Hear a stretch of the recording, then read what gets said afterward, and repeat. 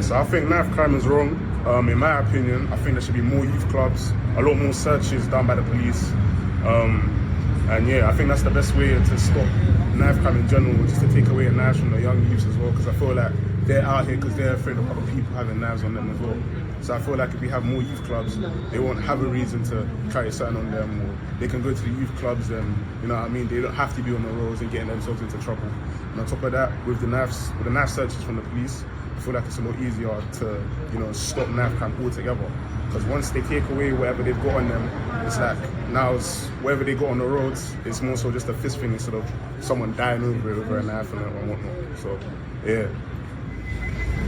I personally think should be put in place by the government for young people, the things to do. The government needs to be more responsible, giving young people more things to do, more education to explain consequences of actions of where they are. Also, I think with the government, why not? I think a lot of young people in poor, disaffected areas are left alone to their own devices rather than giving them something to do, or whereas in affluent areas, kids have got things to do, or their parents. I mean, a lot of single parents are people struggling, and money can be a real cause of it. Economic benefits or the way things are cut in local areas. For instance, the Prime Minister being filmed in Tunbridge Wells a couple of years ago saying they're going to cut funding to disaffected areas and poor areas where these people need stuff to put in place. It's not a racial, or it's not a problem for certain people. It's a worldwide problem. It's, you know, these children, because they are children, they need help. I think that's what I've got to say, mate. Right, so I think there should be more funded sports clubs so that young people can get into different groups surrounded by different people their own age from different areas, but they don't have to pay, so that they can learn the difference between right and wrong if they come from maybe like a broken home, or they're used to things that aren't particularly normal. I think social media plays a big part in knife crime, especially because there's so much people out there that get influenced easily by social media, especially younger people. They see things on social media that isn't real. For example, like men holding guns and knives and in music videos and things like that, and they think that it's they should do the same as well to make themselves look cool. But I think taking a step back from social media, especially if it affects your mental health a lot, then it's a big step to improving your mental health. Just simply talking to someone, or like letting a friend know, family know, even just writing it down, like helps a lot with your mental health. And generally, mental health for youngsters is so important. It's something that they don't teach you in school, but I think it should be taught in school as well, about how important your mental health is and looking after yourself. And like, you shouldn't always put others before yourself, especially if you're in like a really deep state and like you think that people are after you, especially like the type of bullying there is, like cyberbullying for example, is a big thing, and not many people acknowledge it because they have a fear of being judged, or they think that people are going to bully them more knowing that they're on social media, or like certain things, especially like your race, your ethnicity, where you're from, your background.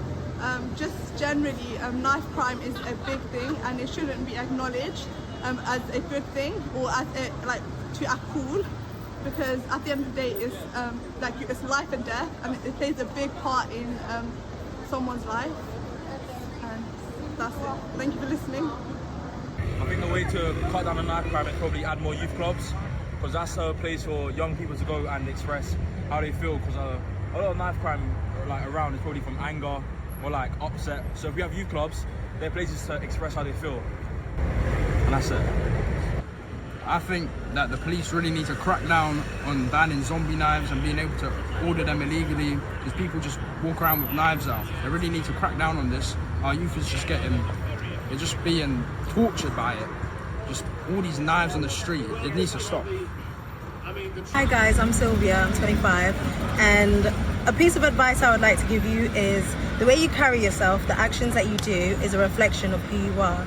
If you don't have respect in the way you present yourself and the actions that you do, no one will respect you. Everything that you do also shows the value that you have for yourself in everything that you, like the way you are raised, the way you talk, the way you act is all a reflection of how you see yourself. That's good.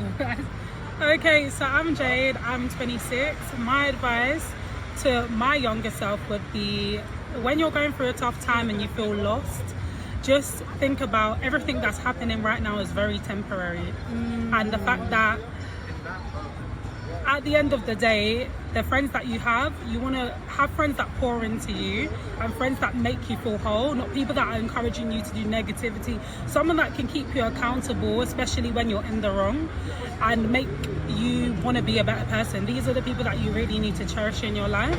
And my parents always told me growing up, a very typical Caribbean phrase is, show me who your friends are and I'll show you who you are. And I used to never watch what my parents used to say because I never really relied on them. I thought they were old, didn't really know much. But honestly, the friends that I have now have really built me up to be such a positive person, to be a giving person, because I'm someone that is always willing to give more than what I receive, and I used to be bitter about that.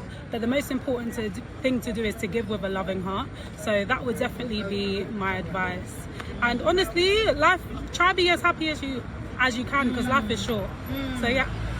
You have to, you're at the age, where you have to visualize yourself in 10 years time, and all the actions that you do now are going to build up to that person that you're going to be in 10 years time. So if you're doing dilly dally dosh now, it's going to affect you, whether you want to believe it or not.